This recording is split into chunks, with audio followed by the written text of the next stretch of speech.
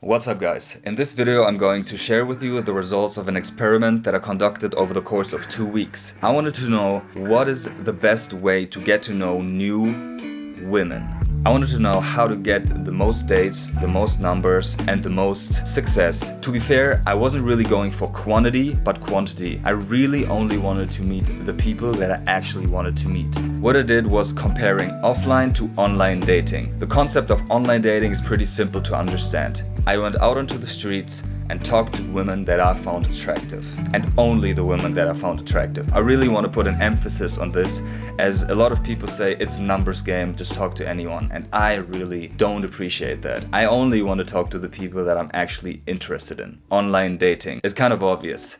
I made a Tinder, Bumble, and Hinge account and checked out how many matches I could get. There I also only swiped on the people that I was genuinely interested in. But to be fair, I swiped on so much more people than who I actually talked to in real life, which is evident, right? You have infinite amounts of faces. It's a never-ending stream of new people. Now in the end, I actually swiped on about 600 people over the course of 12 days, which is kind of insane if you consider that I actually swiped selectively and I would theoretically like to meet each and every single one of these girls. Thereof, I wasted a mad amount of time on that, and it was very frustrating. Like, I spent I think an hour a day just swiping. Afterwards I felt like a zombie, being like, oh man, what did I do with my life? I took also like about 1 hour a day to talk to people, although sometimes it was less and sometimes it was more. Sometimes you're just not feeling like the guy, being like, oh yeah, what's up girl?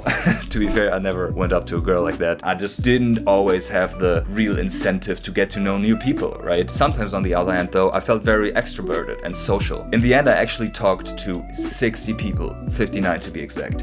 About 10% of how many girls I swiped on. Yeah. Now the results were actually pretty obvious. Now I've had dating apps in the past and I know that my success there is not good. But a lot of my friends always tell me, man, you're probably gonna be really successful on dating apps. They consider me to be really attractive. I've had a few professional photo shoots. No, I don't consider myself that attractive. I know that I'm not ugly, but still, to be successful on dating apps, you have to have so much to show in terms of physical traits, in terms of like lifestyle activities, which I kind of all have, to be fair. I do a lot of sports, I have a great physique, I do a lot of interesting things. To me, it's just plain stupid that I'm not successful on the dating apps. I'm not needy, I'm not dumb, I'm not like overly pushy. I'm a little bit goofy and I don't really take myself and the situation and the girl too serious, to be fair. In real life though, I know that my personality is pretty interesting. I know that I worked on the way I express myself quite a bit. Even if the girl is not into me, even if the girl has a boyfriend, there has basically never been a really negative interaction. If I see someone,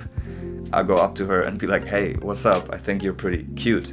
I wanted to talk to you. And then a conversation just happens. I'm still nervous. I'm really nervous. But usually my approach is pretty genuine. And that is what a lot of girls appreciate. 600 swipes. I had about 12 matches across all platforms. Out of the 60 girls that I talked to, 15 gave me their contacts. Most of them were numbers, like 1 or 2 were like Instagram or something.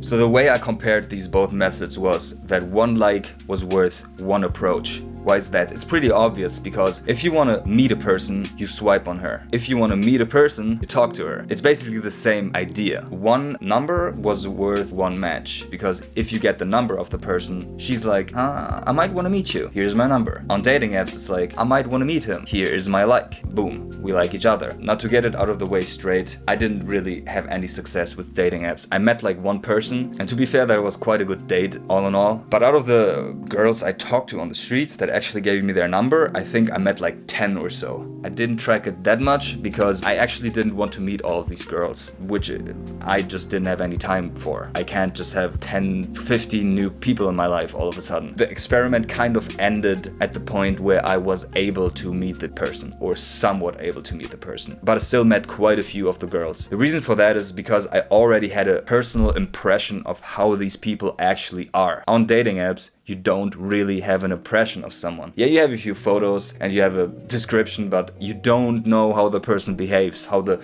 interaction is, how the vibe is. Sometimes when you talk to a person, you really notice how incredibly well the conversation just flows. For both parties, it's just evident that you want to meet each other again. Online, it's just not the case. You are just one profile out of a million billion people out there that literally are all thirsty for meeting you. Long story short, I think online dating is not an effective way of getting to know new people. It can work, and it definitely does work depending on how much energy you invest in it, or how little thereof. If you just have it on the side and here and there swipe and well, there's a match, then yeah, you can maybe do it. But if you actually actively want to meet new people, then it's probably the worst method, because then you spend a lot of time being glued to your phone, and I think that's a very bad way to spend your time. On the other hand, talking to people in real life is always a big learning experience, because you actually have to be putting yourself out there and daring yourself to talk to people, make yourself vulnerable.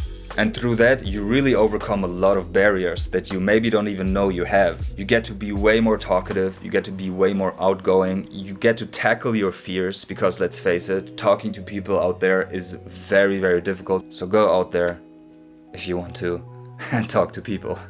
Alright guys, see you out there. Maybe.